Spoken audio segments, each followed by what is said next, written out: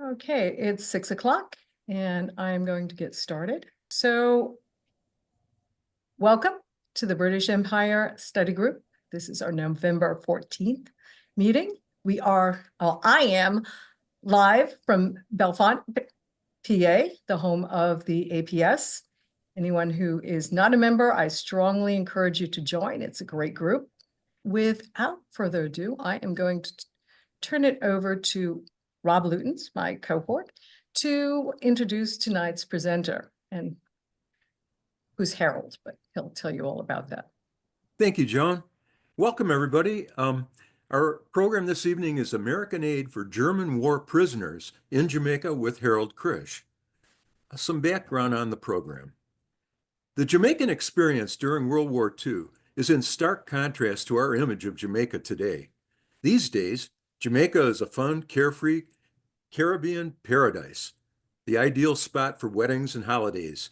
This now popular tourist destination became a British territory in 1655 when it was captured from the Spanish Empire, until 1707 when it became a British colony, until 1962 when Jamaica became independent. Jamaica played a pivotal and complex history in colonial economics. Jamaica was strategically important to the British Navy as a respite for crews and a gathering point for their ships. As Hitler's tyrannical rhetoric increased, a number of Germans escaped to Jamaica. At the onset of the war, the British interned people of German and Austrian nationality living in Jamaica. Surprisingly, the British ran several internment camps in Jamaica. These camps interned German evacuees, refugees, internees, and prisoners of war. While the conditions at these camps were likely better than those of their German counterparts, they were still deplorable by normal standards. Using postal artifacts, the program explores this little-known story of how a Buffalo, New York group aided these war prisoners. A few words about our presenter this evening. Harold Krische resides near Vancouver, Canada, and has been a lifelong philatelist. He is currently Vice President of the Military Postal History Society, co-chair of the Collaboration Crew, and a member of over a dozen major philatelic societies. His prime collecting and research interests encompass the postal history of the Japanese prisoner of war camps during World War I. Other interests include World War II Canadian prisoner of war postal history and the American Aid for German War Prisoners organization. Harold has presented on aspects of military postal history at the Smithsonian Postal History Symposium, led a variety of philatelic Zoom presentations, and written articles for numerous philatelic journals. In 2023, he published a monograph entitled American Aid for German War Prisoners. Harold credits much of his philatelic passion to the membership and inspiration afforded by Emil Auer and his fellow postal historians. So without further ado, I give you our esteemed presenter this evening, Harold Krische. Thanks very much, Rob. And I want to start off just by doing a quick shout out to both Joan and yourself for the work and energy that you put into making these presentations possible and facilitating this type of education and exchange. So thank you for that. American Aid for German War Prisoners in Jamaica. It's the focus this evening. It's a complex topic in many respects. And my hope is to try and funnel that vision through the work done by American Aid, an organization, a society that was operational for a good part of World War II and provided support to a number of the camps in Jamaica. I'd like to start by throwing a question out, and I was hoping that we'd have an interactive component at the beginning. So this is gonna fall back to Joan, to you, and to Rob. And I'm gonna ask you for your immediate thoughts, maybe one thought that came to mind when you saw the title of the presentation. Well, Harold, the first thing I thought is, I had no idea Germans were living in Jamaica.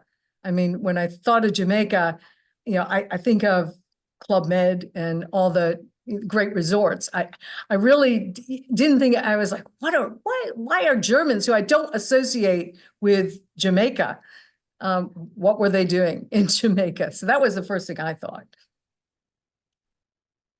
Rob? I think you're still on mute there, Rob. Oh. Okay. When I read the title, it seemed as though it was about prisoners of war because I didn't read it correctly. And then after looking into it, I realized that there's a number of categories that people could fall into, under these circumstances.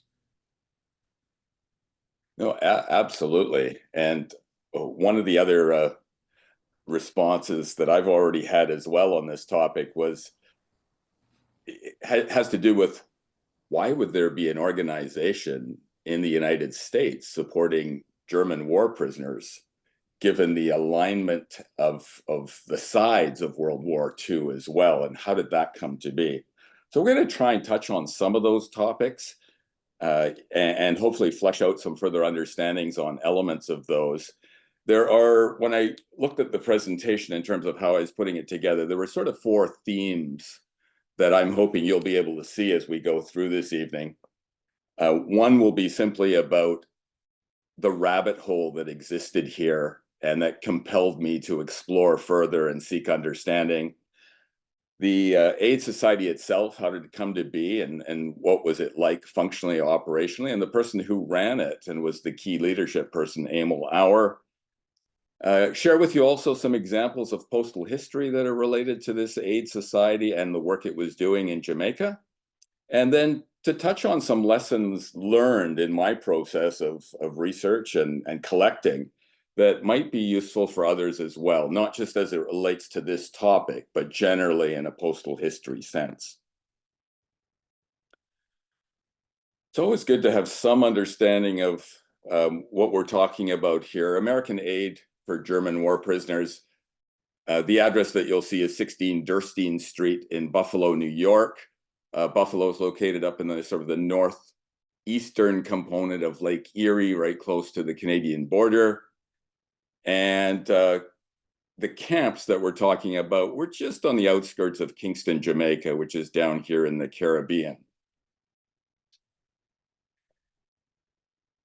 My curiosities started coming to the forefront probably in the mid to late 1990s. In 1988, I was given a cover that was a prisoner of war cover from Canada into Buffalo, New York to American aid, and didn't really do anything with it until the mid to late 1990s, when I started noticing certain things that I'd run across in literature.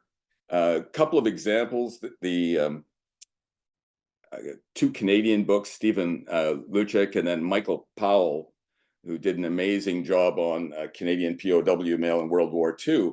When I examined those books and took a look at them, I couldn't help but notice that, hey, here's some more mail to Emil Auer in Buffalo, New York.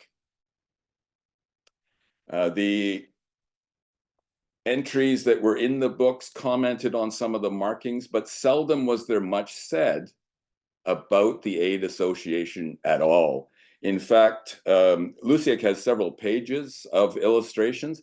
His sole comment up here is this organization was an important POW welfare agency. And that was his statement. Michael Powell has several pages of information available in his book.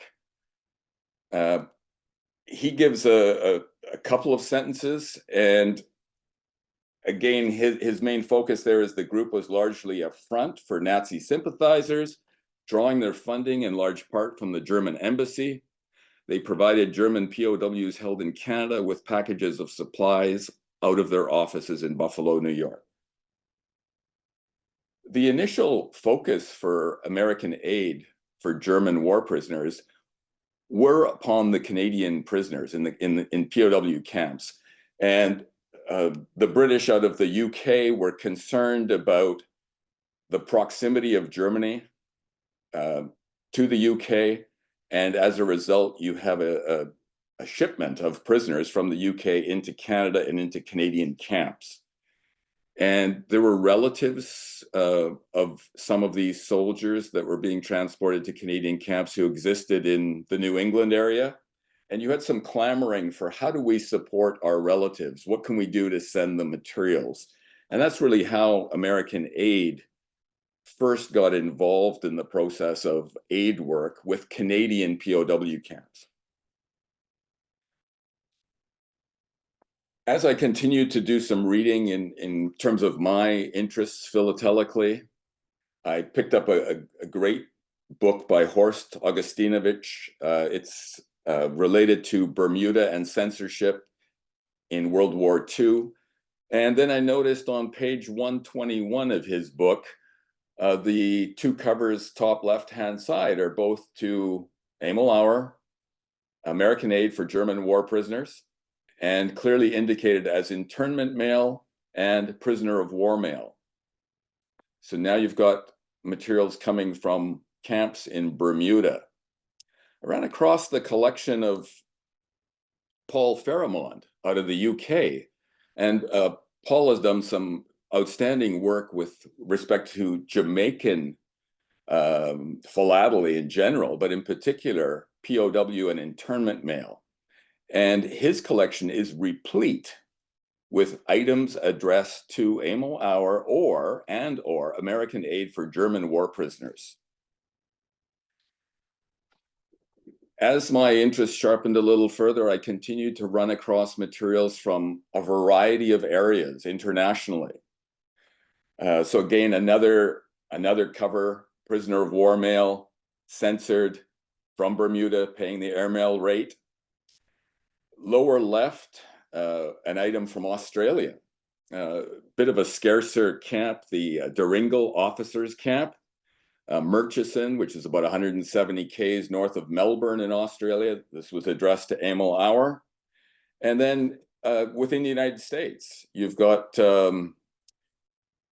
Captain of the Sea, Jürgen Wattenberg, writing out of Camp Crossville in Tennessee to Emil Auer. I took note that many of the people who were writing were also people who had key leadership roles that were of some interest.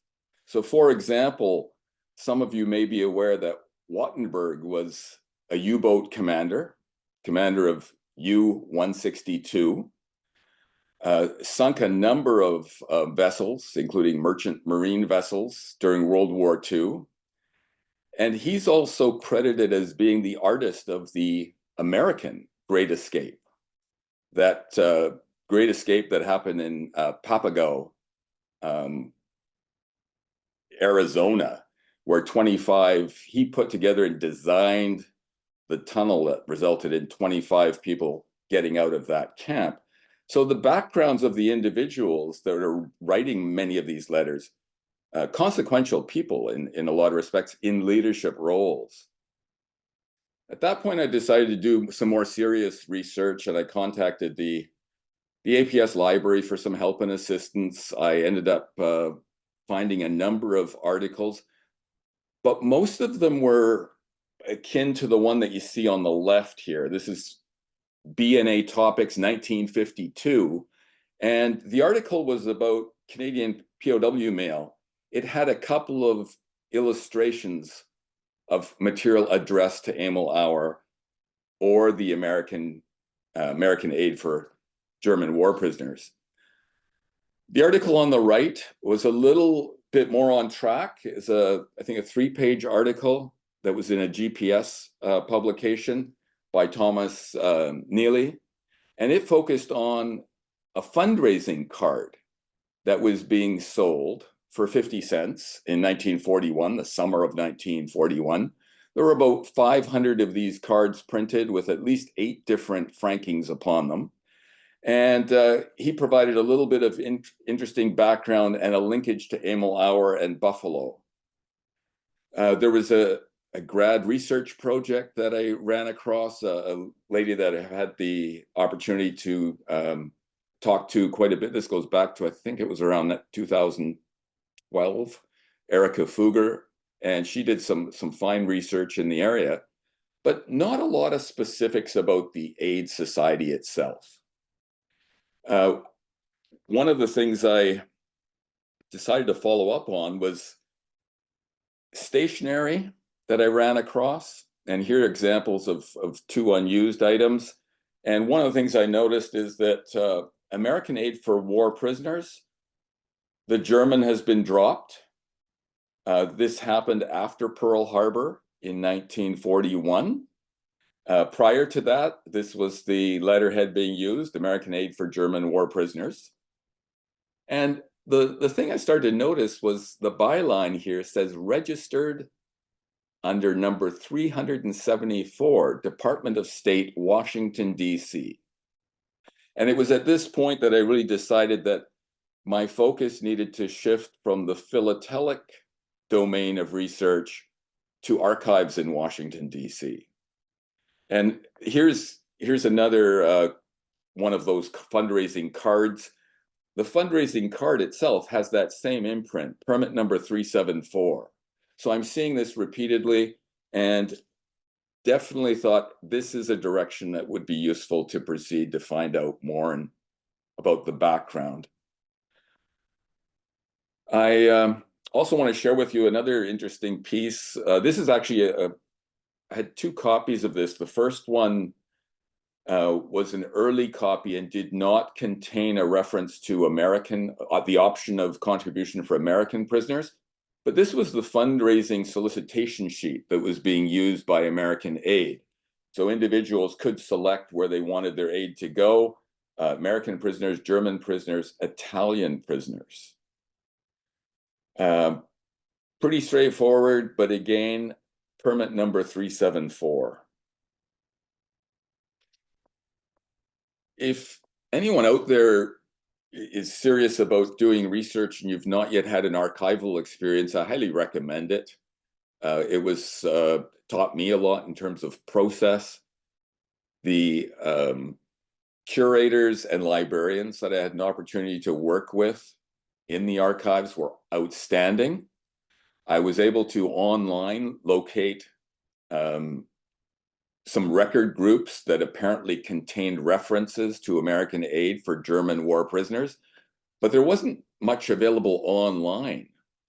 The individuals in Washington, D.C., and Maryland were really good about undertaking a little bit of research on my behalf to be able to give me more information. Record container 59, they had to pull it out of storage to get access to it.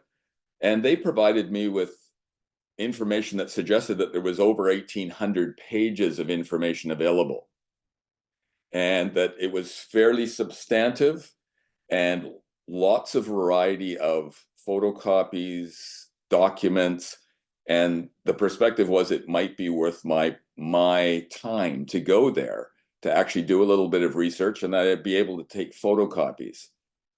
Well, the stack that you see here, I think, was one of three that I had out on the table at one point, so I took a photo of it. But I ended up taking 800 pages of photocopies between these two record group containers. And they provided all of the background to help me understand what was actually going on and what was pushing the communication that I was really interested in, the philatelic side, the postal history. The address, 16 Durstein Street, a couple of references had been made by people like Michael Powell to commercial office building, storage facility. When I was in Buffalo in 2012, I drove past the address and took this particular photo. It's a 1921, I believe it was, built home in a residential area of Buffalo, kind of nondescript. There's a small garage in behind, but this was not an office building. And from what I understand through some description in the files from the archives, the garage in the back and the whole main room, the whole main floor of the house at one point was being used for American aid for processing parcels and shipping. The person synonymous with American aid is a gentleman by the name of Emil Auer. This is a picture of Emil circa 1961 when he was out in Tacoma, Washington. Emil Auer was born in 1904 in Bavaria, just outside of Munich, Germany. He had quite an interesting background, and I just want to go through, and I've noted here a couple of Emil's background activities and events.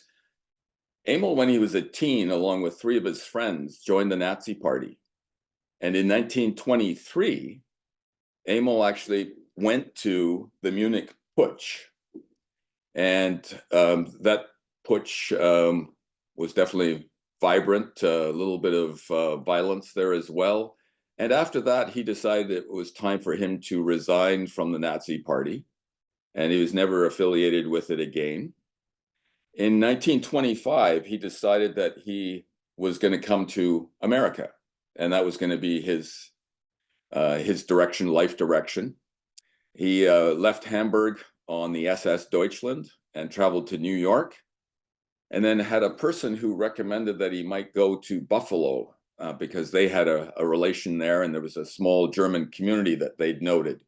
So he made his way to Buffalo, New York, and ended up working for A&P Tea Company in their warehouse, and did that on and off right up until about 1934.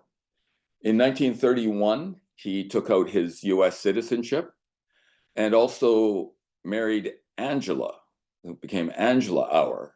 And he had known of her from his time back in Germany. Angela became a key support person. You won't hear much or see much of her in terms of the postal history that I'm going to be sharing. But she ended up working 2 jobs at one point just to support the endeavor and to allow Emil to focus on his humanitarian efforts. The other interesting thing that I found out was that Emil Auer, he's a professional philatelist, and he was dabbling with that in the late 1920s already, and sort of formally by 1934, that was really his main occupational focus. And this is an important factor when you look at the postal history that you're going to see, because it's different from a lot of POW mail in that it's quite clean, well preserved. So Emil received these items and obviously would put them into his stock for sale. And that's important for a couple of reasons, because first of all, a lot of this material became accessible to collectors, and it was kept in a nice format, at least the mail that was sent to Emil Auer. Emil's also known as a humanitarian, not just for the work he did in World War II, but with the Red Cross already in Buffalo in the earlier 1930s, and then after World War II, and again with his time out in Tacoma, Washington. Emil was also a strong environmentalist, term that wasn't being used in the day, but definitely could be called a naturalist. He was on the board of directors of the Tacoma Zoological Society. And of course, it was Emil Auer who did all the legwork to contact the State Department in Washington, D.C., and fill out the paperwork and obtain permit number 374, which was granted to him on September 27th in 1940. So after that point in time, he was in a position to legitimately carry on practice as an aid association with about 4 pages of regulations that he was expected to follow.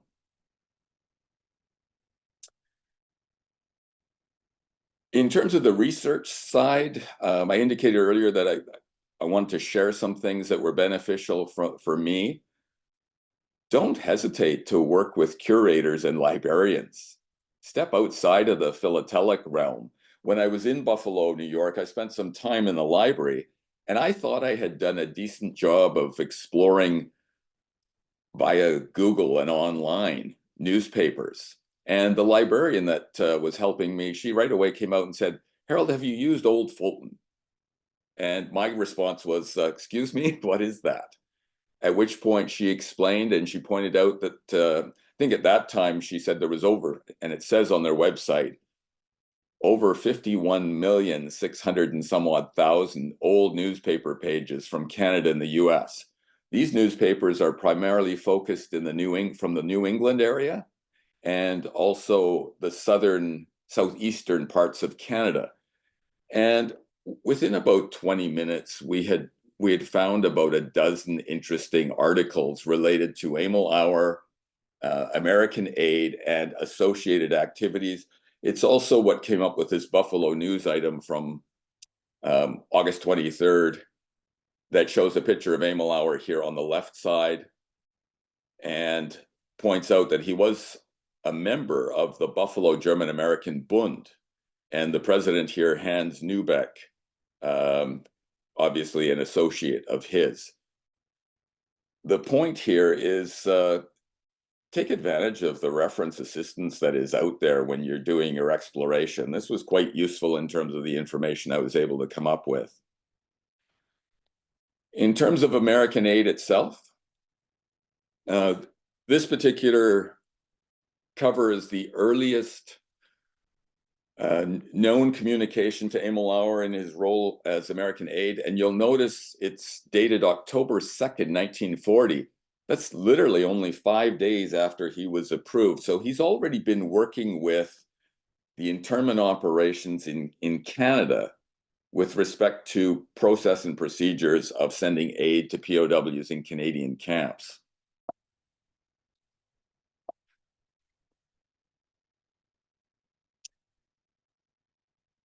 This is the earliest known piece of POW mail going from Emil Auer himself to Oscar Scharf, Camp R, which was Red Rock on the shores of Lake Superior in Ontario, an internment camp. Oscar Scharf was the camp leader. And as I'd mentioned earlier, when I looked up Oscar Scharf, it happens that, again, Oscar's a very prominent leader. He actually was the captain of the Europa, a luxury liner, Lloyd's luxury liner that was transatlantic during the mid-1930s. And this particular item was mailed it's got a Buffalo March 12th, 1941 machine cancel on a very interesting label. And it makes some sense that if Emil Auer, with his philatelic background and interests and stamp dealer status, this is likely a label that's associated with him. And again, there you've got the American Aid for German War Prisoners, 16 Durstein Street. A little further background before we jump into the postal history. So a little bit of context with Jamaica. With the declaration of war, September 3rd, 1939, that immediately draws Jamaica into the war as well. And mostly German, but there were a couple of Austrian nationals that were arrested on that same day in the Kingston area and interned in what became called Up Park Camp. The internment and or POW numbers continued to grow significantly during 1940. Much of that came from the capture of merchant marine vessels, largely in the Caribbean area, primarily German, but certainly also some Italian crews there as well. And there were also transfers taking place from other domains in the Caribbean to Kingston, Jamaica, in particular from places such as Suriname. December 1940, approximately 430 Germans and a few Italians were transported from British West Africa, British Cameroons, Nigeria. Many of these were missionaries, plantation workers. There were logistical elements that the British were facing and some other concerns in terms of loyalty that resulted in this transfer. And of course, this brings a spike to the population. The Up Park Camp, there were actually 4 camps that were in Jamaica at the time. One was the Gibraltar camp, which was primarily associated with the evacuees coming out of Gibraltar. And I think at one point I read that it was anticipated that there might be as many as 4,000 evacuees being sent. That didn't quite pan out to those numbers, but it was, the Gibraltar camp was there. The Up Park camp is the main camp of focus for the postal history related to Emil Auer and American aid. At one point, it had approximately 1,200 internees, POWs. There was also a women's camp, literally in downtown Kingston, 93 Hanover Street, 91 Hanover Street, which was a deaconess in the day, and then been taken over by the government, and then ended up being used as a camp. That camp definitely had some challenges that it faced along the way, and we'll touch on that a little bit later. Another camp was the Mona camp, sometimes also called the Mona family camp. This didn't come to be until the fall of 1943, and is one that I'm not going to talk about today because it falls outside of the operational timeframes of American aid. Let's take a look at a little bit of the postal history, starting with just what does it look like. And you can see again that you've got covers that look pretty clean. They're not scuffled, and this pertains again to Auer and his role as a professional stamp dealer. A couple of things you'll notice here is the covers, and I'll show you the fronts on a couple of covers in a moment here as well, but there were regulations that indicated that each item being mailed had to indicate the language that the letter or contents were written in, and that typically was placed on the front of the envelope. Initially, just envelopes were used. They also had to clearly indicate the name of the sender along with their internment or POW number, and that it was coming from the Jamaica internment camp. So the cover on the left here is what you saw earlier in time, and that is the typed out forms, the formulations. And that obviously, as numbers increased, became impractical. So you had a shift to hand stamps that really required the same information. And then this is the common POW internment strike that you usually find on the reverse of these covers.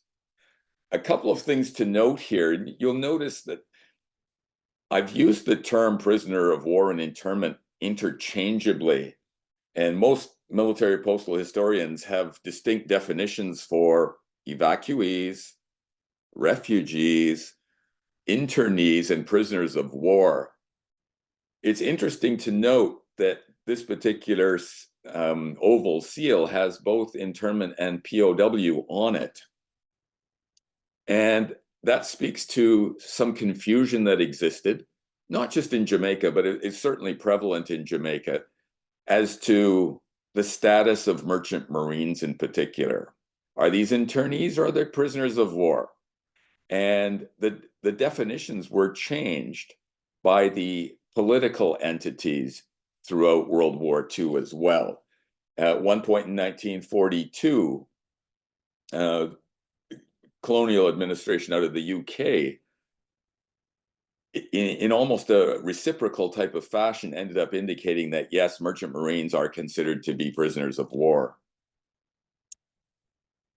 If we take a look at typically the front of these covers, the staining from the gluing is prevalent on probably 70 to 80% of all these covers that you see. But this is pretty common. You've got the hand stamp showing letter in German is being noted on this one, English on this one. Originally, the censor, one of the initial censor chops was the 4-line postal censor Jamaica passed with the number of the censor. Here, censor number 38 was using the chop of censor number 1 and simply crossed it out and wrote 38 over top of it. Not much else on there in terms of cancellation devices. Here you've got a fairly common crown octagon censor chop D39. There were 4 that were commonly used from the Up Park camp or associated with Up Park camp, numbers 5, 7, 38, and 39.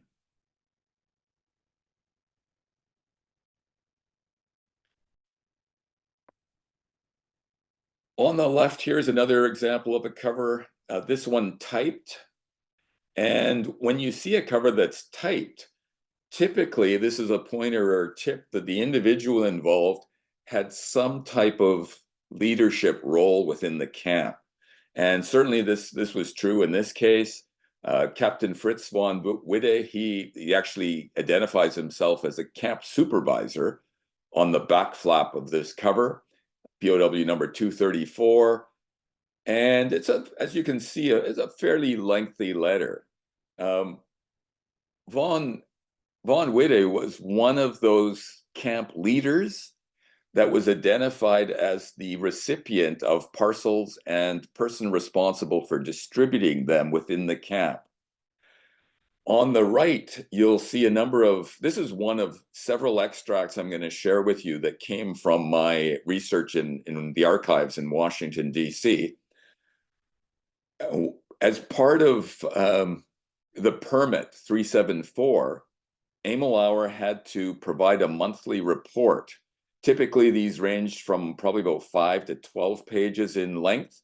And there were several schedules that had to be attached to these reports as well. Here's Schedule B from June 1941. And it contains the people that were receiving shipments during the month of June. And if you come down this list, you'll know the last 2 are associated with Jamaica. So we have Camp Leader H. Ittman. This is Hannah Ittman. And women and children's clothing to the value of approximately $40 was sent. And then 4 categories of items sent to Captain Von Witte.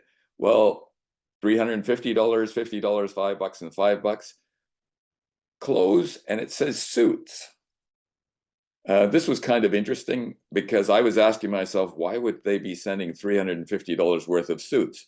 Well, in this letter, Von Witte explains, because he thanks Emil Auer for sending suits to help with the appearance of the camp orchestra.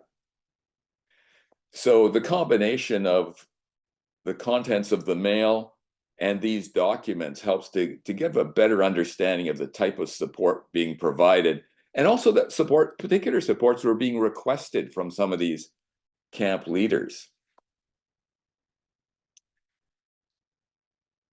One of the things that I did is I went through all of the photocopied pages, and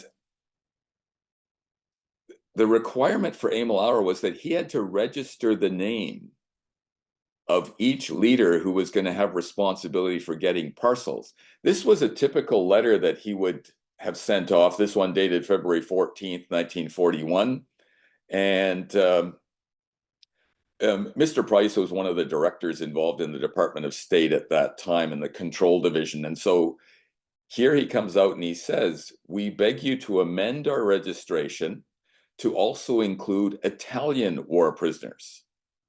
And there's another letter that came from Conrad Hoffman, who was associated with the YMCA in New York, who had asked if Emil Auer could help support the Italians. And so within 2 weeks, he's writing this to add them to the registration, and points out that, yes, in the Jamaican camp, he doesn't want to, just provide aid to the German prisoners, but the Italians as well. Could they be added? A couple of months later, actually it was November, he adds Captain E. Selva as the distribution agent after making connection with him, and he was of Italian background and the camp leader for the Italian group. He also adds Hannah Ittman on February 14th by his letter. He gets a response, and as of February 25th, Ittman was approved by the Department of State. These 5 names listed here on the left-hand side were all individuals in Up Park camp that were approved, and the women's camp for Ittman, to be distributors. And all 5 of them also have correspondence with Auer that I have as part of my collection. Another interesting component of this one is he identifies the Swiss consul in Toronto. And this is primarily, as he points out here, money for destitute German families where the breadwinner has been interned. So these types of communications were often found in the files in Washington.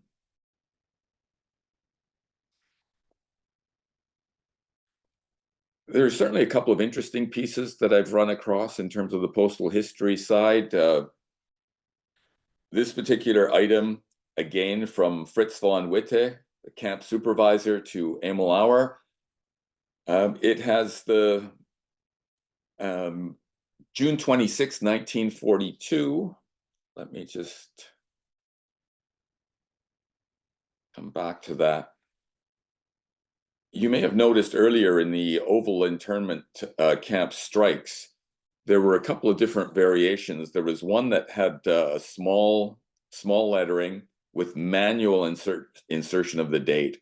And then once you got into 1942, predominantly the large letters and large numbers that were struck separately from the Oval seal, they tried to put it inside here. The interesting part of this is this special approval from Henry McCabe, who was the adjutant and the quartermaster of the camp. And it took me a little bit to figure out what this really meant or why this special approval was given. I consulted with Paul Fairmont out of the UK, and we both ended up deciding that this was more than likely a situation where, because Fritz von Witte was a camp supervisor and also responsible for sending what would be classified business mail, this approval had to be given so that he didn't overdo his quota. So in terms of 2 letters and 4 cards per month allotment, this was given special approval because of his role. There were 2 different forms and variations of this special permission. This is probably the scarcest one shown here. The other type that you see is this one here. And this particular cover, again, this was sent by, would have been Selva, the Italian supervisor. And it's a special permission strike, again, signed by the camp adjutant.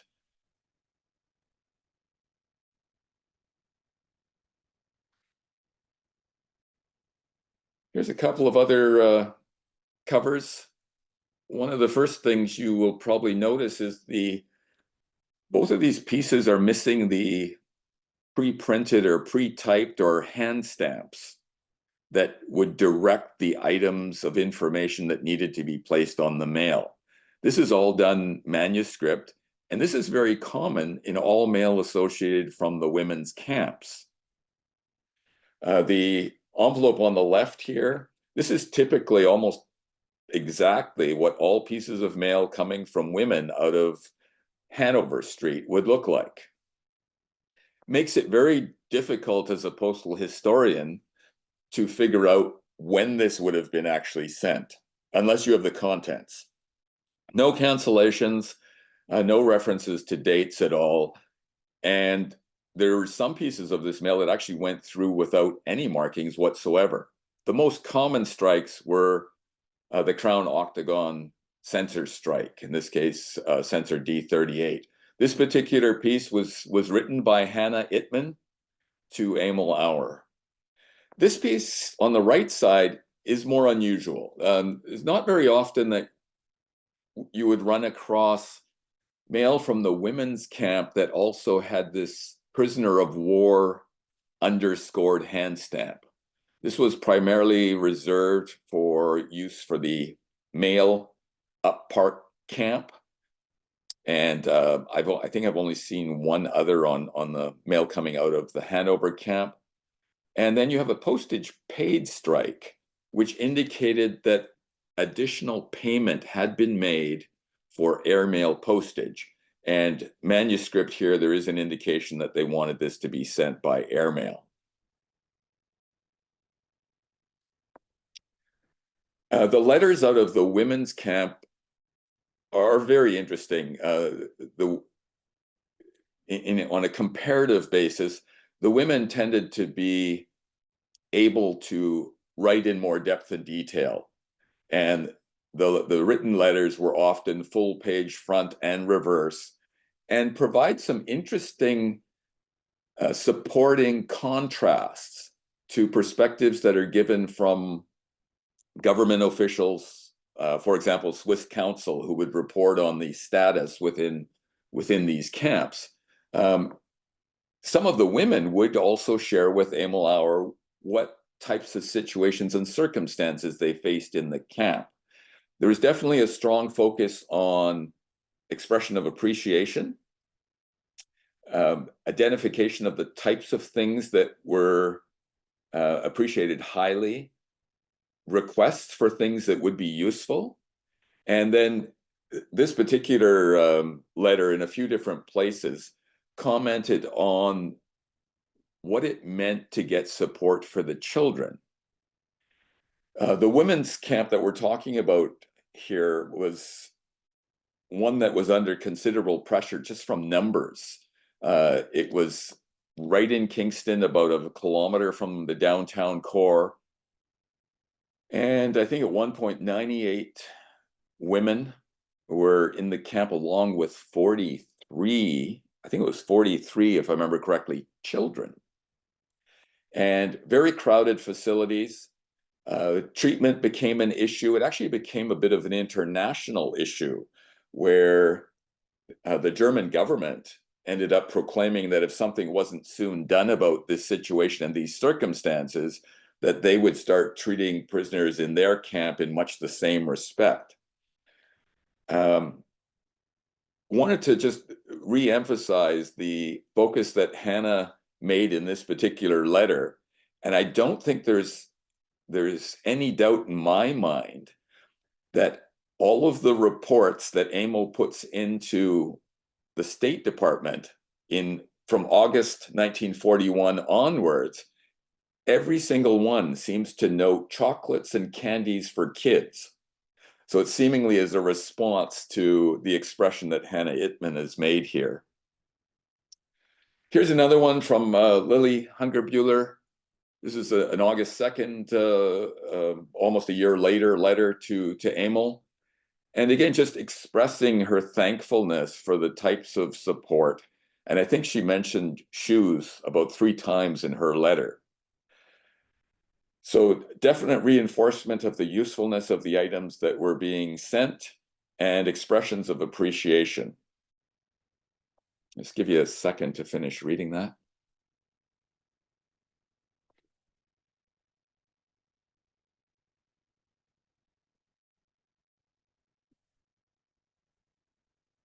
Envelopes were used initially for communications, and then the cards started happening. Basically, acknowledgement cards simplify the process of giving information that things had been received. Here's some examples. One of the things that happens when you collect this material, you end up with a few dozen of these cards. You start noticing that there are minor differences, printing differences that are consistent. And for this particular card alone, a number of varieties. You'll notice the card in the top left, the dotted lines for the address are perfectly aligned on both sides. That's not the case with the other 2 cards, where line 2, 3, and 4 are indented slightly. The card on the lower left here has a break through the T. This is a very constant variety. The card on the top, also constant variety with the same break shown in this line. And there's also 2 dots that are very consistent, the same dots that are raised up high. So there's an opportunity to actually categorize a number of varieties on these cards once you have a number of them together. And we were able to take this a lot further. And I say we because I shared my images with Paul Faramond in the UK, and we exchanged information, and all of a sudden discovered that a number of varieties on these cards that had not previously been documented in any way, shape, or form were now there for us to work with. The varieties were visible on many of the cards. Here's a slightly different type of acknowledgement card on the reverse, pre-printed, but the spacing the information's the same. The spacing of the lines very different on the backs of the cards. So, some of these things might be smaller in nature, but as a postal historian, definitely something you can have a lot of fun with. Something that I would highly recommend for any postal historians, if you've got a strong interest in a particular area and have been collecting for a while, is documentation of what you have. And I did that in a way originally, but didn't really come at it from a quantitative perspective. So I decided to do this for my Jamaican material, and this probably starts back in about 2010, and devised this categorization myself. Probably would change it now if I had to do this again. I might add a column for mail particular to the women's camp to break that out further. But you'll notice that the mail starts happening in 1941. I grouped it into incoming mail according to title, those who just cited Emil Auer, those who just cited the American aid for German or just for war prisoners, and those who used both. I then also had a column for outgoing mail, and the first thing that I think you'll recognize here is, where are the numbers in this column? There are only 3, and between Paul and myself, there's only 3 pieces of mail known that were sent by Emil Auer, outgoing from his address into the camp. Virtually all of the mail is coming from Jamaica into Emil Auer. Some of that can be explained by him being a stamp dealer and filing these things into his cover boxes. The patterns are interesting as well in terms of how many cards, covers, and letter sheets. And then the biggest question, of course, is what the heck happened in 1943, because it seemed to just drop off the map at that point. A census then can be very helpful in terms of pushing you to explore further, to ask the right type of questions. I then decided I should be doing this for Australia and for Canada as well. And I found that the patterns were virtually identical. Similar quantities in terms of the outgoing mail, similar types of patterns in terms of the years of usage. So highly recommend this as a tool for postal historians. Let's take a look at some of this mail being sent from Emil's residence. First thing that comes to mind is, holy cow, he has a lot of hand stamps. And that makes sense because when I went through and added up the parcels on those 800 pages of photocopies, American aid over a 3-year period sent out just under 100,000 parcels. Think about that. That's mind-boggling. They had to have, they couldn't be writing out cards. So a lot of hand stamps being used. The hand stamps were consistent no matter which country they were sending materials to. This slide, I've put on the right-hand side a card that was sent into Canada. And I flipped the card upright because I want to draw your attention to something here. This is dated November 1941. So it's before Pearl Harbor. And you'll notice the address, the American aid address hand stamp, still contains the word German at that point in time. Here, May 8th, 1942, look at the hand stamp on the card on the left. There's a large void there. They've simply cut the word German right out.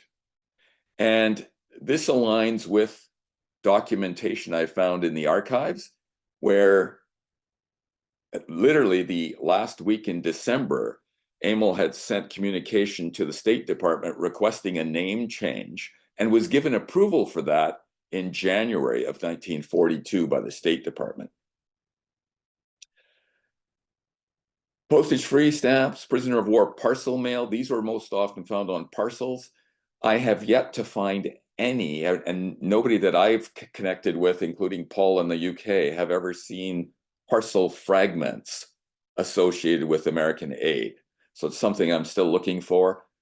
This particular piece also has the other type of internment camp hand stamp that you sometimes see in Jamaica. They exist both with the number checked 1, and here this one is checked 2. Internment camp, and at the bottom here, very faint, is Jamaica.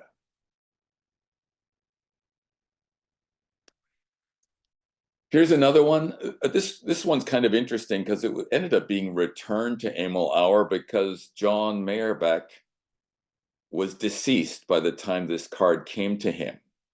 I'm showing you both the front and back of the card because when I looked at this carefully under a glass and a microscope, this looked like almost the type of thing that was run through a Gestetner. Plain, thin card that may have been cut up subsequently because there are some size variations on these cards. This is again one of 3 known going from Emil into Jamaica. And it appears that Emil sent cards to particular individuals documenting what they could expect and what's being sent. This would seemingly indicate that there should be hundreds and hundreds and hundreds of these cards, most of them, however, probably being thrown out. The ability to find information with the internet in this day and age is amazing. So I took John Meyerbeck's name, played with Google for a little bit, and within 10 minutes, found documentation, including some good material on the Jamaican Family Search genealogy site, and referencing St. Andrew Church, which was just outside of Up Park Camp. Found out that John was 45 years of age. He was a merchant marine. His number 61, so he's fairly early in the camp, and that he died on August 29th of acute pancreatitis, and even the registration number on his death certificate was listed for you right there. So it doesn't sometimes take us a lot of time to come up with some details. I indicated through the census that by the end of 1943, things had really shut down, but that's not to say you don't find some mail to Emil Auer or American Aid later on, including after the war. So the card on the left it's dated on the reverse February 4th, 1946. The letter sheet here, October 19th, 1946, and it happens to be also the latest known date of use of this postage paid airmail hand stamp. So there are communications that are still going on quite late. My good friend Paul Ferrimond extended the courtesy of sharing an item from his collection. This is the latest known piece of mail from the POW camp. It's dated December 23rd, 1946, and was sent from Heinz Enge to Emil Auer. They continued to correspond even when in early 1947, Enge was repatriated back to Germany. They continued to correspond for several years after that as well. Another point that I'd like to stress is when you're collecting, the value of reaching out to other philatelists and even people outside of philately for collaborative work is so meaningful and impactful. When I connected with Paul Ferrimond, I shared all of my material from Emil Auer, and between the two of us over the last number of years, the Ferrimond census has become extremely significant. There's now something like 489 items in the census with lots of detail in terms of markings, whether there are items with communication letters, all kinds of different hand stamps, information on the senders or recipients that were involved as well, earliest and latest known dates of use for every one of the categories that you see across the top of this slide. And it has given us a much better perspective on what was happening, why and when, and allowed us to ask better questions for our research. And then I think it's also important to take this out and beyond philatelists. And I've had the opportunity to work with some people who are involved in work, whether it's within libraries, curators of museums, and people who are historians, and to share some of this information for the benefit of all parties. I've just given a quick breakout here of the Fairmont census, a couple of things that I put together. I think you can understand that with 38% of all the items in the census associated with our and American aid, you get some idea of the significance of the American aid correspondence for postal history. And the fact that items just do not exist and they are so difficult to come by that are sent from our into these camps. The entire census, 489 items, only 31 are going into the Jamaican camps. And again, this makes some sense if you're in a camp and receiving mail from a party that you likely don't know, an aid party, and it's a card. Are you going to hang on to it? Most likely not.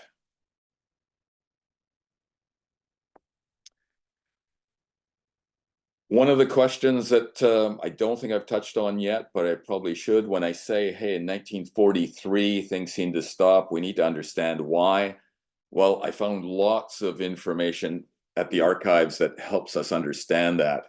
Letters such as this one that talks about the Federal Reserve blocking all of the bank accounts, including the personal bank accounts of Emil Auer and also the bank accounts of American Aid, and his pleas to Homer Fox, who literally was the person running the President's War Relief Control Board at the time. The Department of State had original responsibility. This transitioned to the President's War Relief Control Board, and those entities didn't always see things quite the same way.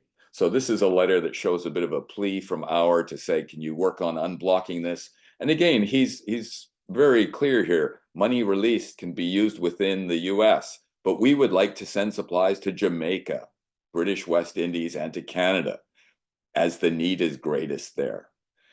Again, something that comes through in most of Emil Auer's correspondence is he's really done a great job of working with the International Red Cross, is extremely well connected with the representatives in Washington, Montreal, and Toronto. He's also working with those people with the YMCA in New York and Toronto. And here, this is a piece, there are photocopies that I found in the archives in Washington that represent, at first I struggled to figure out what this was, but then made the connection with the dates here. This is a registered piece of mail, President's War Relief Board, sent to Emil Auer signing for it and dating it July 26, 43. That is the date that the operations ceased because the permit was revoked as soon as he signed for receipt of this letter. And this was in the archives. The letter that was contained in that registered sending was in the archives as well. So the general counsel for the office of the president, Hildreth, drafted this letter and sent it to Emil Auer. And as you can read there, it basically indicates that after a review, and this particular aid society had been reviewed for probably 2 years straight at this point in time. It was being watched very carefully by a number of elements, government elements, not just the Department of State or the President's War Relief Board, but also the FBI. And this letter very nicely says that we're terminating because you're a duplicate entity. We don't need you to be working any longer. And this is the responsibility of the United States government. And we're carrying out our obligations well already. Your request is now being denied for any further operations of support. Emil Auer's work ended up being acknowledged on a number of different fronts shortly after World War II. He was one of several dozen people in the United States that were issued this particular certificate by the American National Red Cross for his work. And again, as I mentioned earlier, his work extended back into the early 1930s with the Red Cross, especially his early focus with their blood donor clinics. But this certificate is specific to his humanitarian efforts of the Second World War.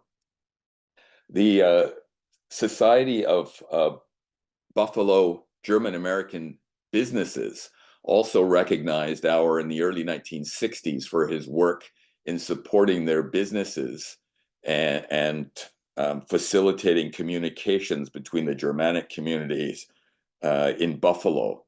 And he received a really nice wall plaque and a certificate for that as well.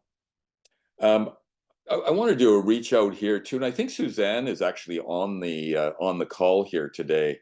But I want to do a reach out and thank Suzanne, who I went back in my LinkedIn, and Suzanne wrote a fairly lengthy LinkedIn entry. This is quite a while ago now, probably a year ago. But I want to stress the importance of her term interconnections. Suzanne wrote this article after seeing the book that I'd published, and we talked a few times via email. But the importance here is that some of the work that we do as postal historians and philatelists can and need to be shared outside of philately. And in the same realm, we need to have the strength and courage to step outside of philately and avail ourselves of the incredible insights and supports that historians, curators, librarians can bring to enhance our ability to understand what we're doing. And Suzanne's just been awesome to work with. Really thoroughly enjoy her perspectives. And her book, World War II, Camps in Jamaica, Evacuees, Refugees, Internees, Prisoners of War, it's certainly the best historical piece that I've run across dealing with this domain. Extremely worthwhile as a read and highly recommend. It was very useful for me in terms of some of the questions I had. The book on the right-hand side here, originally great contributions by Sutcliffe, and then modified and updated by Paul Fairmont and Raymond Murphy. There are updated versions of this in 2017 and then again 2020. It's an incredible resource on Jamaican philately, all the military mails there, not just this narrow slice that I'm talking about. And then for those who are interested in American aid for German war prisoners, not just in the Jamaican material, but also Canada, Curacao, Australia, the UK, Russia, the United States, the monograph that the Military Postal History Society put out would be useful as well.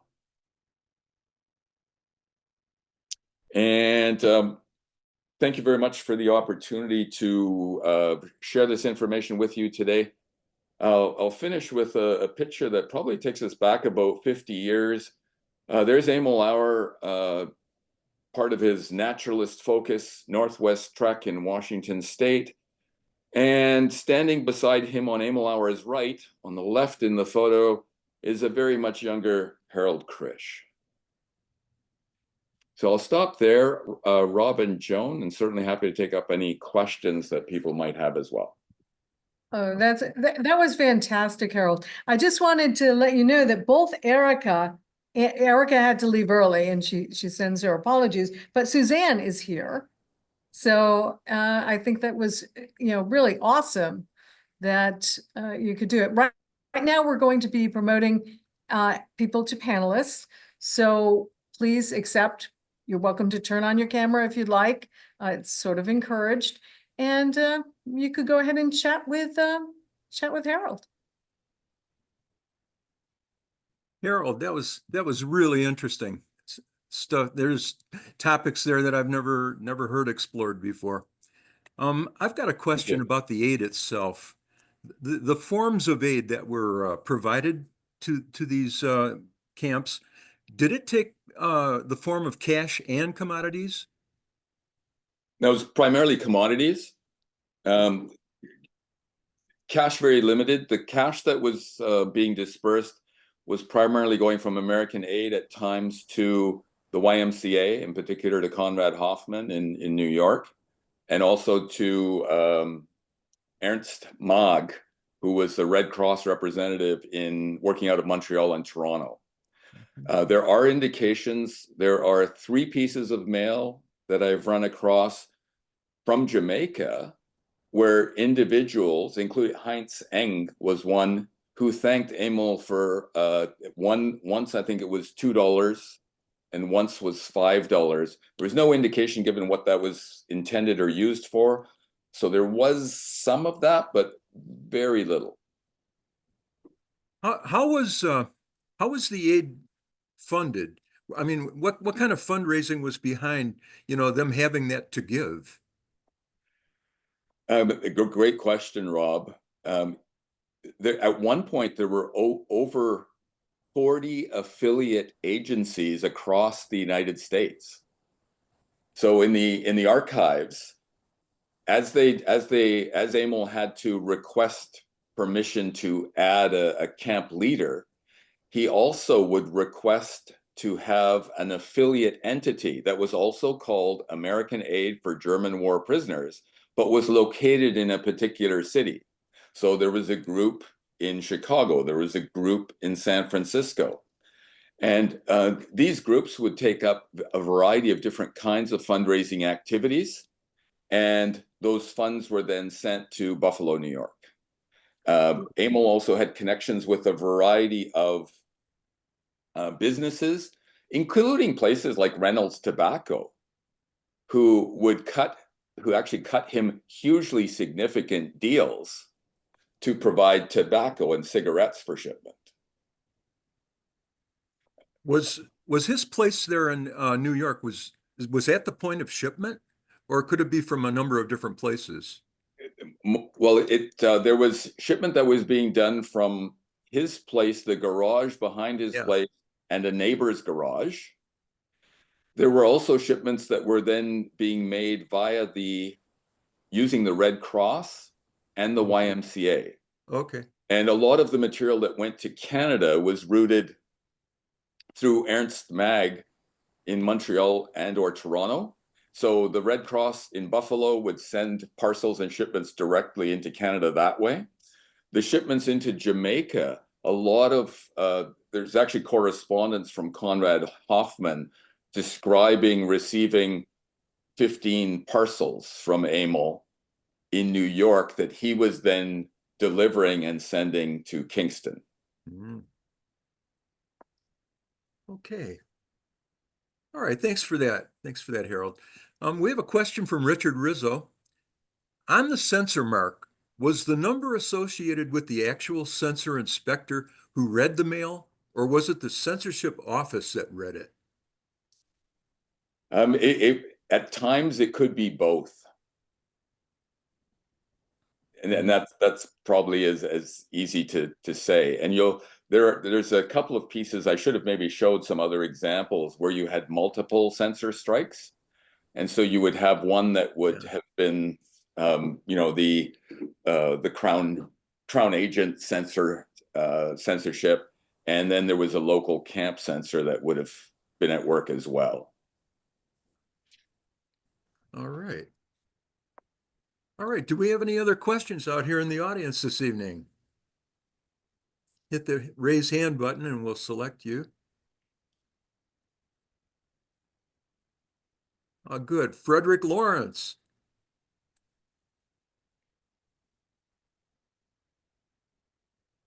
Frederick, you have to unmute. There we go. Harold, wondering if you received any support to do this research. There are, for example, research grants available from the RPSL in London. I'm not a member of RPSC in Canada, so I don't know if they support research in that way. But if it came out of your pocket, a real labor of love, of course. But again, just wondering if you had any support in the research, particularly to go to the archives. No financial support, but as I hopefully indicated during my presentation, just incredible support from people in terms of sharing the learning, understanding, and providing some direction, and responding with questions or suggestions. And that support is incredibly meaningful for me in the process. And you continue to grow and learn. And sometimes when you think you have the answer, you find out later that's not the real answer, because things are a little different here as well. Yeah. All right. Suzanne Francis Brown, you have a question? She has all the answers. I don't know about all. It's great to be here. Thanks. And Great thank to you, see you, Harold. Suzanne. Yes, you too. I just wondered, you mentioned over 100,000 parcels being sent out from the American aid. And I wondered what percentage or what number of those actually came to Jamaica, and if possible, what percentage or number went to which of the camps, if you have any Yep. idea of that. I haven't broken that down. Definitely there's other areas that I can still, the 800 pages of photocopies that I took, there's lots of stuff there left that has piqued my interest that needs further exploration. I have some general sense from the things I've looked at. I haven't done the actual quantitative counts, and that would be useful to do. Huge, I would say the vast proportion seemingly has gone to Canada.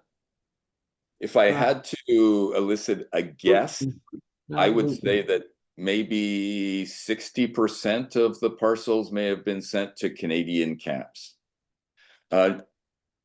Jamaica, probably, if I had to guess, I'd say maybe about 30% of the parcels. And 25%, 30%, maybe somewhere in that range. And then lesser amounts for Australia would probably be number 3 in terms of the direction and sending, and then smaller variations to places like Bermuda, Curacao, etc. And more or about an even amount in terms of the men's and women's camps? Or would you say that there was more of a focus on one? I know you talk a lot. I mean, when we've been in touch, there's a lot about the women's camp. I think, it's very interesting. And of course, because of the amount of detail you mentioned, even in terms of the envelopes and the stamps and so on them. And of course, one of the things is that the men's camp was a fully military camp, whereas the women's camp was under less heavy authority, which probably has something to do with that. But I just wondered whether you have a sense. I'd love if one of these days you actually work those figures. I'd absolutely love to know. Yeah, my sense is more parcels to the men's camp. But again, on a proportionate basis, one comment that I did share is that, and I didn't reconcile this until a little bit later, but when I looked at the date of that letter, part of the letter that I shared from Hannah Ittman, whose husband, by the way, I probably should mention this earlier, her husband was in the men's camp. And there was quite a period of time where they were not allowed to connect really much. I probably should have mentioned that domain too. But what I noticed when I looked at the monthly reports for August, September, October, November, and December of that year, 1941, every month he's got Hannah Ittman, and there's chocolates, candies, games even for kids. So he really, after that particular letter, there seemed to be a stronger focus to respond to the elation she expressed about how you should have seen the kids' eyes. So there's definitely seemingly a responsiveness to that.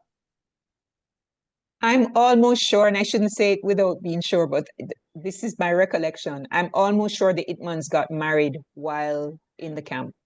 I'm almost certain that they got married at the women's camp. Two people got married while the women's camp was in operation. And I feel like the Ittmans were one of them. I would have to double check. That would probably make some sense to me, because I also ran across some correspondence coming out of Argentina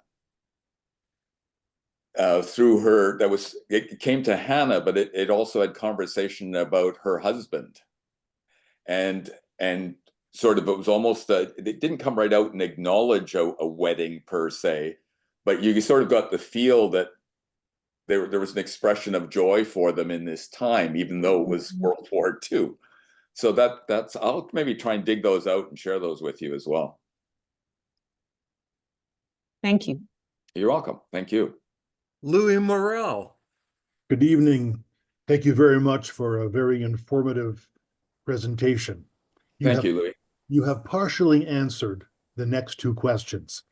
I'm curious to know what other islands may have had camps. And you've already mentioned Curacao, which means that I suspect that the Dutch have their internment camps there. And you mentioned Bermuda as another British colony that would have had an internment camp.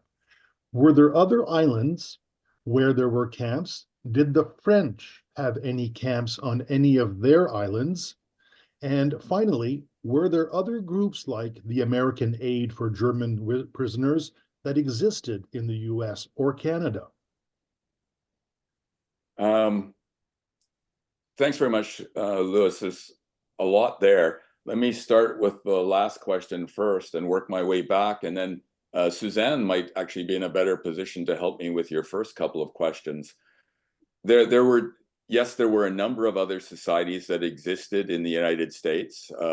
There was one other society that I remember running across that also was working out of New York. I believe it was called the Kolping Society, Kolping.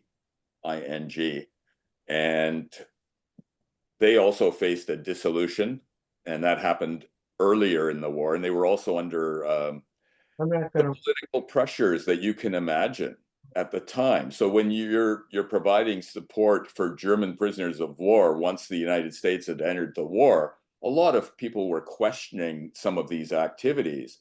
And as I mentioned, you've got some of that being very formal observation, where you have FBI cars parked in front of your home for weeks on end, monitoring every activity.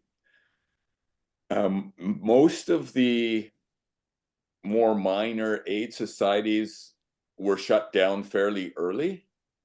The American Aid had done an incredible job of structurally setting itself up. And Emil Auer, he had a leadership component to him. And what he had already done well before the war, you could trace this back to the 1930s. He was involved in Buffalo, New York, not just in the German element of society there, involved in the Better Business Bureau. He took key roles. He was the president of the Buffalo Stamp Club. In the Buffalo Stamp Club, he's connecting with all kinds of people there, including some very prominent Buffalo citizens. There's a piece that might be right. Yeah, There's a piece that might be very interesting to take a look at. I didn't put it in my slideshow, but I think I could probably call this up very quickly if you give me a moment here.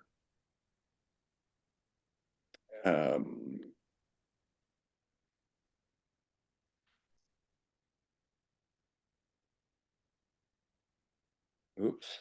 Let me just go a little further on this.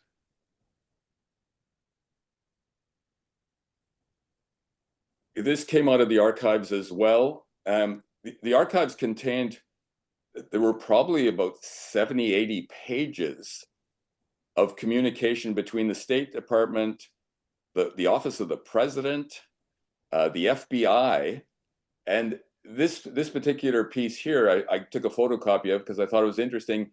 It's from Edgar J. Hoover, head of the FBI, to a guy called Piper, who was the head of the FBI in Buffalo, New York. And it goes, Emil Auer, internal security, denaturalization proceeding. The Bureau letter dated September 26 last, which indicated the United States attorney had been authorized to file a petition in this case. He wants an update. What's going on?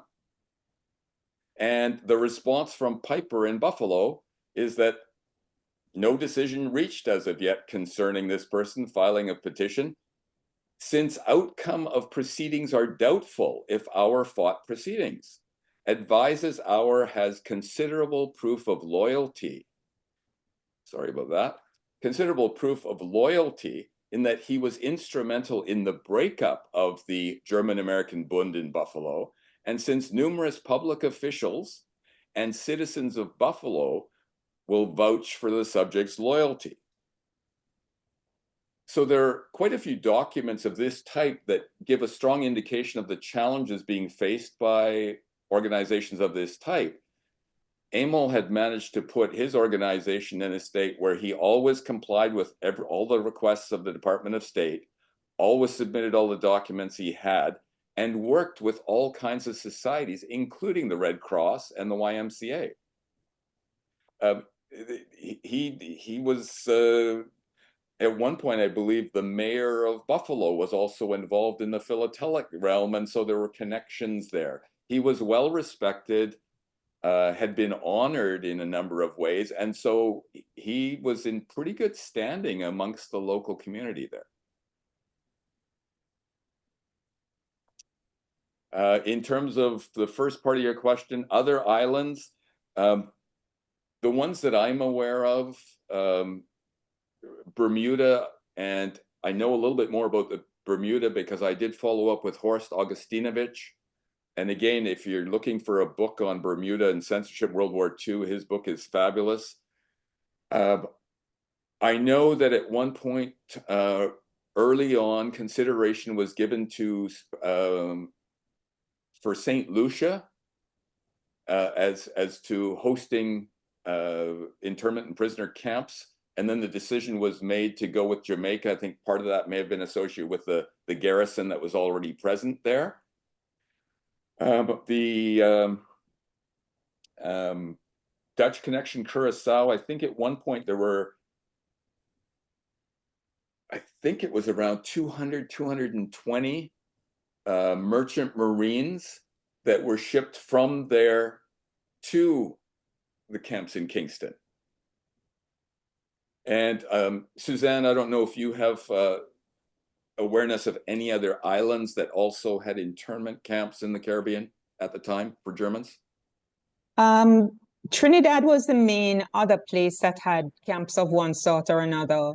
And in fact, with some of I think it was a group of civilian internees that came from British West Africa. The query had originally been to send them to Trinidad, but Trinidad was overcrowded. And so the query went to Jamaica. There was a look at British Guyana at one stage. You're correct about Curacao. In July 1940, garrison soldiers were actually sent from Jamaica to get about 220 German merchant seamen who had been interned, were being held in Curacao. There were people who came from Bermuda. In July 1941, 84 merchant seamen were sent from Bermuda. And there were also persons sent from British Guyana, from Trinidad, from, as I said, Bermuda already, British Honduras. So there were a number of other islands and territories in the British Caribbean where at one stage or another during the period, persons were transferred into the male internment camp in Jamaica. And there were various extensions to the camp over the period of time to take the additional persons. And while the Dutch had an internment camp on Curacao, the French did not have any on Martinique or on Guadeloupe? I'm gonna have to dive a little deeper. Most of my work related to the British Caribbean. And of course, you know, Europe found its way to the Caribbean, very much so in terms of the differences and so on. So let me see if I can get a straighter answer. There is another book that's interesting on camps in the Caribbean. That's an edited volume that was done about 3 or 4 years ago, which does include some work on some of the other territories, including St. Lucia and the French Caribbean.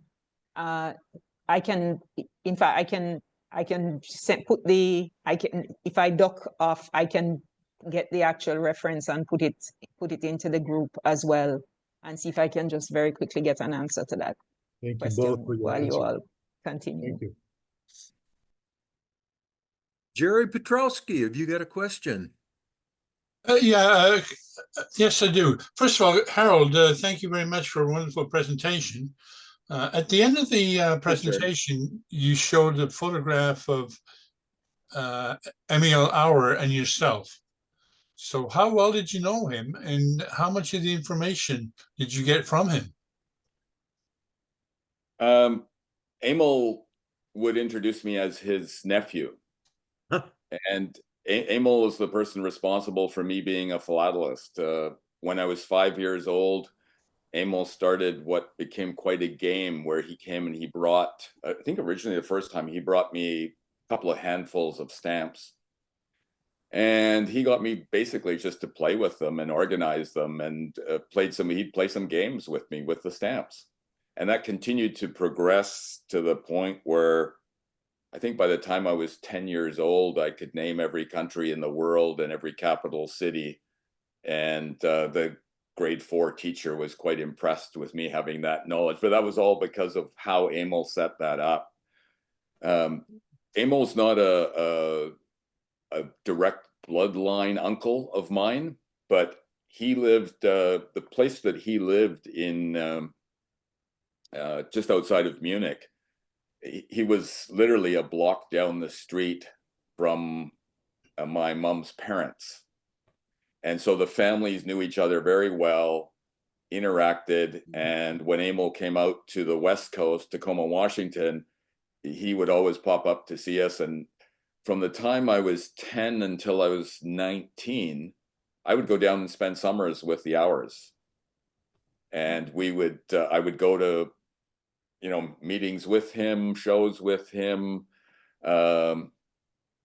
spent time at the zoo. So I knew Emil very well. Emil was a very humble man, so he didn't talk about any of this, unfortunately.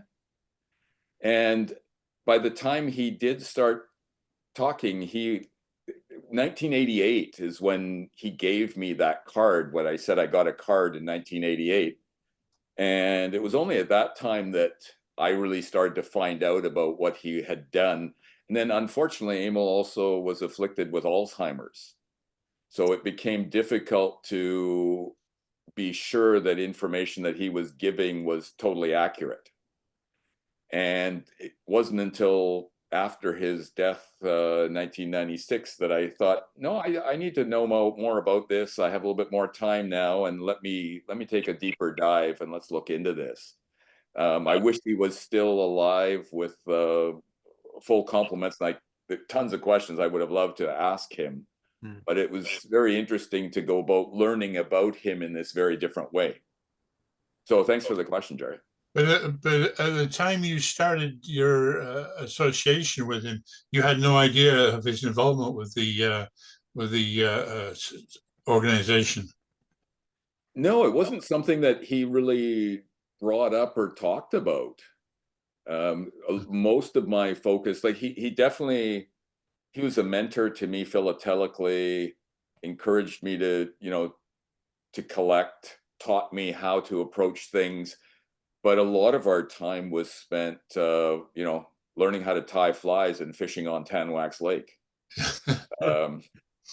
Things like that. Salmon fishing. He was, I think it was it Pierce County Sportsman of the Year one year. So you had that naturalist part of him where he would take me up hiking on Mount Rainier. So it was a very almost sort of a fatherly type of relationship that we actually had there, but the stamps were certainly a key part of it. Thank you again. I think I saw this same presentation or a very similar one, either on the PSSC website or the Royal presentation. I forget which. Yeah, I did a PSSC. I did one on what I called the 4 R's of philately. Yeah. And I shared some information there about who influenced my thinking on that. Yeah, so I remember the name Emil Auer coming up on that presentation. Yeah. Harold, I have a question about the camps themselves. Let's say that a German family came over, leaving Germany to go to Jamaica. When they got there, would they be sent to specific gender camps, or would they be allowed to stay together? Yeah, good question. I just hinted at this earlier in the conversation I was having with Suzanne. The part of the challenge originally, and let me give you a couple of examples. So you have literally, internees coming from British West Africa, British Cameroons. They, the Hannah and her husband, probably classic examples of this, brought to Jamaica, and the husband was put in the Up Park men's camp, and Hannah was sent to Hanover Street into the women's camp. And initially, for that first 2-3 month period of time, and Suzanne would probably have a more thorough, deeper understanding of this, but my understanding is that there was no interaction because there was not much thinking or planning around the structure of it. And it became a bit of an issue as the women and children wanted to somehow have connections happening. There's one really interesting piece of communication. I'm trying to remember now which woman prisoner this was. In her letter to Emil, she made a comment about the fact that there was one of the guards helped convey written information from her husband and would bring it by and drop it off for her. And that was sort of going on to facilitate communication. And so this kind of helpfulness of some of the guards involved who recognize the challenges at play when families are separated in that way. Yeah. Unfortunately, I think it took a little longer than what would have been ideal. The Mona family camp that I just touched on briefly at the very beginning, that didn't really come into being and play until the fall of 43. So that's a fair bit of time before you have sort of the more comprehensive reintroduction of family units. And there's some amazing information and perspectives that are still out there. Suzanne will know Yue Zitzau, who I ended up corresponding with and talking to as well. He was raised in the camp, and it was amazing the conversation to have with him in terms of his perspective. His comment was, Harold, I didn't know better at the time, but I enjoyed what I was doing. I was able to play with other kids. He quite enjoyed the family camp. And he has some interesting perspective. In Suzanne's book, there's some good pictures in there that Yui shared from his family albums that provide some useful insights into camp life as well, in the especially in the Mona family camp. If I can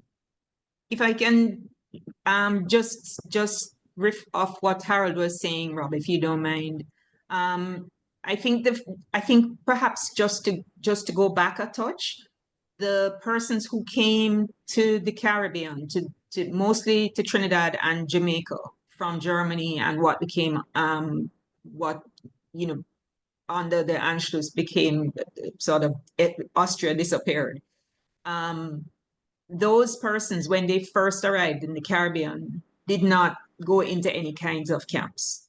The camp situation arose in 1939, in September 39, when the men were interned first on the outbreak of war. And then through a period of review, most of them were let go. The women were not interned at that point. The internment of the women started in early 1940, and really the reinternment of the men came when France was overrun, and the British started to intern people wholesale in Britain. And at that point, people who had been interned briefly in the beginning in Jamaica were reinterned, and the women started being put into the Hanover Street camp, which was very, very quickly put together. In fact, there was an effort to let the women and children stay at home under curfew conditions. And then there was one woman, she was a stewardess from a ship. She was the one merchant mariner who was a woman. and she actually broke curfew to go and see a friend down at the port. And that sent everybody post haste. I mean, there were letters in the paper saying these are Germans too. Send them into the camps. You know, they can spy just as much as anybody else. So from that point on, you have these camps in Jamaica. And then when the large group comes from British West Africa, they had been interned, as Harold mentioned, Cameroon, British Cameroon, Nigeria, Sierra Leone, and Gold Coast were the four countries that they came from. And it's a mixed group. It includes a whole set of Italians who had been construction workers in what's now Ghana, and a few in Nigeria. And they all come into the male internment camp at Upper Camp. And so now you have this real mix-up of groups there. You have the merchant mariners who have been captured, mostly captured at sea, some brought in from Curacao, some brought in from Bermuda. And then you have this big group of civilians, and everybody is in the camp. I mean, they create compounds within the male internment camp, but it's still essentially one camp. There's also a compound for Jewish and other persons who are in danger of bullying at best. Okay. So you have this situation. The men and women, there is an effort to take the men to see the women usually when they're married. Okay. Usually that doesn't apply to people who are not married. But at a point, especially with gasoline rations and so on, that breaks down. And that is part of the challenge that happens in late 1942 into early 1943. And, you know, there are also some food issues in terms of rationing and so on, though generally speaking, the people in the camps, I think, are pretty well fed when you kind of see the descriptions, though there are some sort of cultural concerns in terms of the way in which food is prepared. And then the Mona family camp is set up in September, October 1943. And they're there, that's there until pretty much everybody goes home. But it's a much it's under military control, but it's a much more harmonious. These are families, they've been brought back together. The men, you know, they've kind of, they live together. The kids are seeing their fathers, living with their fathers. And in fact, it's something the women are concerned about, how they're going to manage. And you know, my friend Uwe, who Harold mentions, he's wonderful. Literally, he's one of the first people that I really was able to talk to who came out of that camp situation, because he wrote a letter to the librarian at the university saying, is there anybody who knows anything about this? And she said, you have to talk to Suzanne. She's the only person who is doing this stuff. So he's been great over the past several years while I was doing the work. Sorry to have talked so long. Hope it helps. Well, thank you, Suzanne. That's a great answer to the question. I appreciate it. Oh, my friend Hugh Mosher. Good evening. I see you're up. And Harold, I was quite intrigued by your whole discussion there. And before you got to the Hoover part, I was running to my head. I said, I wonder if he may have been doing some, not espionage, but communicating between the two camps, between the women and the men, and whether those letters could be coding when they were talking about the candy and repetitive words and stuff. I don't know if that's just speculative, but that's the first thing that struck my mind. Yeah, not that I've been aware of or noticed in any way, shape, or form. Yeah, I suppose there was limited amount of paper letters for short at the time. And that's the reason, I think one of the reasons that probably wasn't a lot of his letters arriving there would be, paper would be repurposed. It's more apt to maybe to show up with a reversed envelope or something, just on, by chance, somebody would stumble across the piece of it, that they find other uses for paper, I'm sure. So there'd probably be a shortage in the camp. And I think you're also, some of what you're seeing there is also running by the seat of your pants, literally, as things get up and started. And now all of a sudden you're in this situation where you have to set up systems of operation. And initially it's, let's just use all these envelopes. And the thinking sort of proceeds to, can we do this more effectively and efficiently? As I said, they had people typing out envelopes originally to start with. And then you get that progression to the hand stamps, and then let's go cards that are easier to use and easier for sensors and things like that as well. So you have a lot of adjustments taking place along the way as people learn and as they struggle with things, and then their responsiveness to that. Your personal connection with him is amazing. That's just adds much more to the whole collection. Yeah. It's probably unfortunate that it was later in life that you it's just really dove into it. The one thing I often find myself, given how well I knew Emil, is I just so much wish that I could have had more knowledge to engage more with him in depth conversation while he was still functioning well. Yeah. So how little we actually do know somebody we think we know really well. Thank you very, very much. Oh, you're more than welcome. Thank you. All right. Do we have any more questions out there?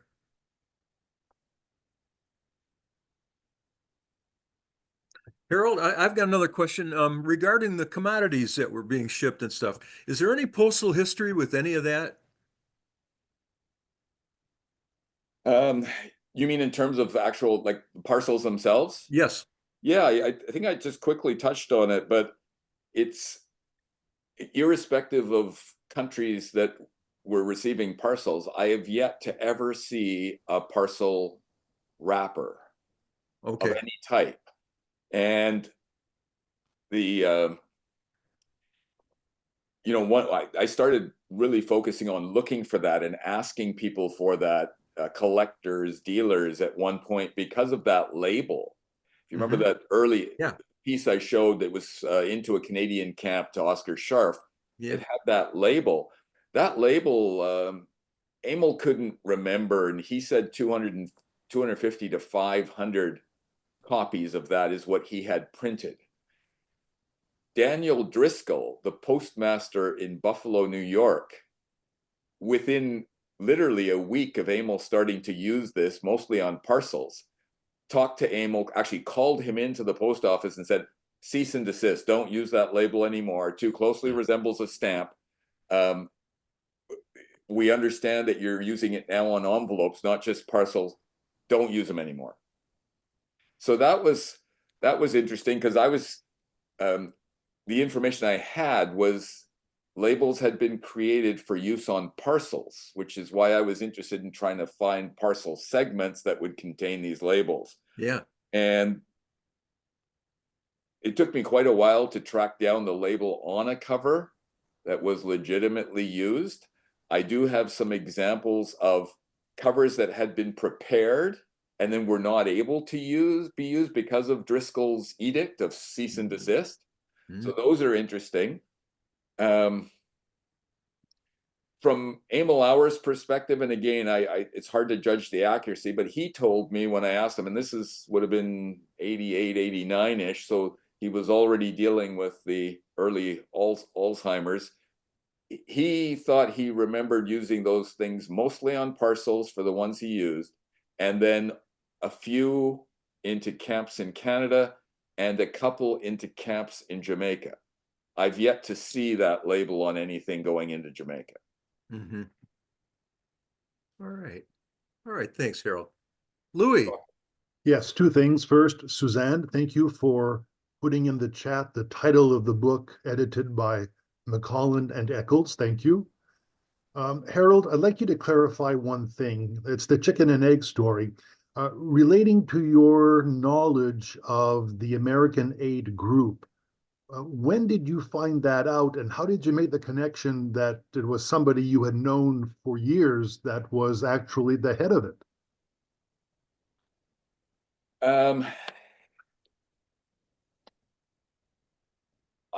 My first knowledge would have been 1988 when Emil, I went to visit him, and he said he'd been cleaning out his office and he gave me a box of stuff. mostly philatelic stuff. In that box was a card from a Canadian camp. It was, I still remember this distinctly because I looked it up. Bowmanville was the camp, mail into to Emil in Buffalo. And it was an item that I didn't really find right at the time. So it took a while, looked at it, and I asked Emil about that. And he said, yes, well, he helped an aid society and would, provided aid for prisoners in Canadian camps, and sort of left it at that. And I didn't really push it harder at the time, partly because of where I was at in terms of career pressures and work. And then it wasn't really until Emil passed away, and I started noticing some of these other postal history items in auctions, shows that I would go to. And that's when I kind of thought, hey, this might be really interesting for me to pursue further. So it wasn't really until probably that 1996, 97, 98 period that I started doing some research, and mostly philatelic research that I was doing for probably over the next 10 years. And then it wasn't until probably 2010-ish that I started that process of, let's look a little deeper, let's do some searching, let's talk to curators, librarians, let's find out what's available, let's think about this a little bit more and ask some detailed questions. That answers it. Thank you so much. You bet. All right, thanks, Louis. All right, do we have any other questions? Actually, Harold, I'm keeping the APS here, but the newspapers that you spoke of. Yes. Is that just online, or do you have to go to the library? Primarily online. The example I shared, the one example I shared was what's called Old Fulton, and that was because I was in Buffalo, took the picture of the residence, and I went to the Buffalo Library just thinking that, hey, it's local. They might have more specialized resources relating to what's going on in Buffalo. And so worked with a librarian there who was quite helpful with some things. And she right away said, hey, what have you done in this domain? So I said, I've done this, this, and this. And then she said, what about Old Fulton? Have you checked that? It's a good resource because the focus is on the New England area, on newspapers, millions and millions and millions of items in their database. And she actually sat down with me, and literally, I think within 20 minutes, we'd pulled up about 12 entries that were specific to Emil and somehow related to his role. So that was useful, in terms of seeking out others to help support that. I wouldn't have known to even go there and look at that. The newspapers out there, incredibly powerful. And I know there's, again, there's the archives have the connection for national newspapers. The state of California has a great newspaper archive that is really good to work with. But even when those archives aren't that haven't been worked to that degree, I had a piece that I was doing some work on last year, and I wasn't sure if I needed to be looking in California and or in Nevada. I couldn't find anything in California. Nevada, it was a struggle, but I contacted the local museum who put me in touch with the Historical Society, and all of a sudden they directed me to Goldfield, Nevada, where they did have all of their newspapers for the World War I period of time that I was looking for, and they ended up sending me scans of exactly what I wanted. All of that done from my home in my office. That's pretty good, because I know I use newspapers.com, but they charge, which is like a bummer. Yeah, it is. Some of them, like the state of California, I've used that often for some of the work I do with my Japanese POW interests, World War I, and some of the transitions into San Francisco, California, and across the country, and it's been very useful, and it's easy to use, and it's free. Well, thank you. And well, if you want to chat more, I can make someone a host, but unless the APS, unless I give them a great donation, I think they want to go home soon, so. All right. All right. So look forward. Thank you very much for joining us, Susan. I think that was, very, very helpful, very knowledgeable. And, Harold, I think great work. And That was a I hope terrific everyone, presentation. Thank you, Harold. I hope, Again, as I said at the outset, thank you guys, Rob and Joan, both of you, for the vision that you have with running these presentations forward. I've been fortunate to catch a lot of them, thoroughly enjoy them. Love your emphasis on facilitating the sharing of knowledge and experiences, and we need more of that in philately and outside of philately. And I'm glad, Suzanne, to see you here. I think anytime we're able to facilitate connections that result in enhanced learning and understanding, Yes. that benefits everybody. So Yes. thank you for joining us as well. and I look forward to seeing everyone next month. Well, David, you have a question? You have your hand up. Oh, no, you don't. It was just my cursor has a hand. Sorry. Join us in December for Duncan's talk, and have a great Thanksgiving for those of you in the United States. And I'm not sure what else you might celebrate. Thank you again, Harold. All right. Thanks again, Thanks, everyone. Dawn. Thanks, everyone. Yeah, thank you very much.